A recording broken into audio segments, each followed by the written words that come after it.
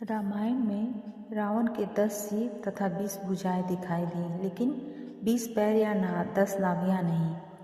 जब भी रामायण में राम या रावण की चर्चा होती है तो बहुत से लोग इसे मनगढ़ंत कहानी या मनगढ़ंत बातें कहकर जिक्र करते हैं, लेकिन उस वक्त भी रामायण में तुलसीदास ने वैज्ञानिक तथ्यों की दृष्टि से इसे प्रमाणित किया है और हम आज रामायण में वैज्ञानिक तथ्य की ही बात करेंगे। क्या सचमुच रावण के 10 सिर थे? और अगर 10 सिर थे तो 10 पैर या 20 पैर या 10 नाभियां क्यों नहीं थी? और क्यों उसका 10 सिर दिखाई देता था? इसके क्या वैज्ञानिक तथ्य हैं? आज रामायण को झूठी या मनगढ़ंत कहानी बताने वालों के लिए मैं ये जिक्र करना चाहती हूँ कि रामायण के भी वैज्ञानिक आधार हैं। इसकी हर घटना वैज्ञानिक रूप से सत्य दिखती है। वो कैसे? तो मैं इसके आज प्रसंग लेती हूँ 10 सिर वाला। यह सब जानते हैं कि दर्पण में मुख देखकर रूप संवारा जाता है, जो उसका स्वयं का प्रतिबिंब होता है।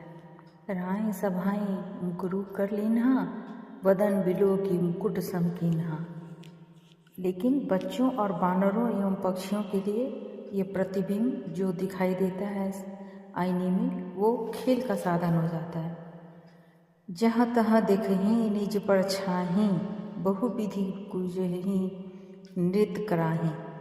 और अन्यत्र जगह पे लिखा है, रूप गसी निर्प अजीर बिहारी, नाच ही निज प्रतिबिंब बिहारी।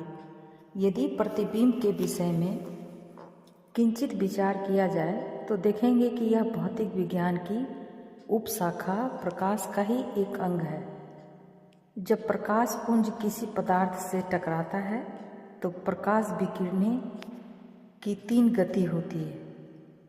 पहला परावर्तन यानी कि रिफ्लेक्शन, दूसरा अपवर्तन यानी रिफ्रैक्शन और तीसरा अवशोषण यानी एब्जॉर्प्शन। परावर्तन की दशा में वस्तु का प्रतिबिंब दिखाई देता है।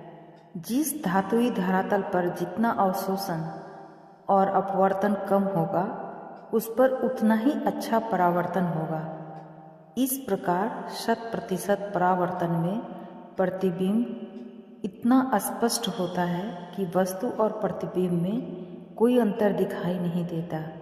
यही कारण है कि राम रावण युद्ध राम को रावण के 10 सिर तथा 20 भुजाएं दिखाई दी, लेकिन 20 पैर या 10 नाभियां नहीं। इसमें वैज्ञानिक दृष्टिकोण से वास्तविकता यही है कि रावण जो युद्ध भूमि में सुरक्षा कवच पहने हुए था, उसके पीछे 2 समतल परावर्तक लगे हुए थे, जिनके बीच का कोण 32.73 अंश का था। क्योंकि इसको इस उदाहरण से समझ सकते हैं। जबकि 2 समतलों में मध्य कोण तथा इन परिवर्तित प्रतिबिंबों की संख्या, ऐसी स्थिति में वास्तविक सिर भुजाओं का ज्ञान न होने के कारण रावण की मृत्यु सुगम नहीं थी, यानी आसान नहीं थी।